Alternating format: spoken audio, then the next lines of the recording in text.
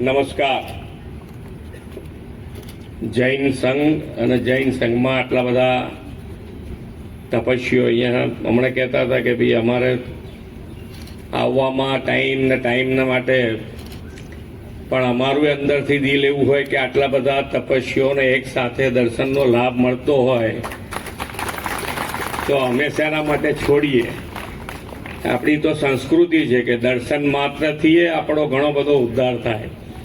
તો અમે બધા એના ચરણોમાં વંદન કરીએ છીએ. સૌ તપસ્વીઓને ખૂબ સાતાથી આ પર્વ પૂર્ણ થયું છે અને આ તપ 1 મહિનો અને એમાં એકાસણું, બેસણું ને અપવાસ, એકાસણું, બેસણું ને અપવાસ, એમ કરતા 1 અપવાસ, 2 અપવાસ અને 28 આખી છેલ્લે 28 આવે ને 28 પછી પણ 2 દિવસ એક એકાસણું ને આજે બેસણું ને કાલે પારણું થશે, એવું ને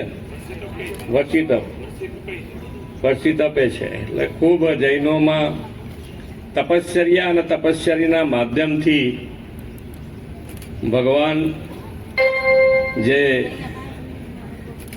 જેને કહીએ કે આપણે મોક્ષ માર્ગ, અને મોક્ષ માર્ગ માટે તો ભગવાન શ્રીના ચરણોમાં જેટલા ને જેટલા સાનિધ્યમાં વધારે રહીએ એટલો આપણને લાભ થાય.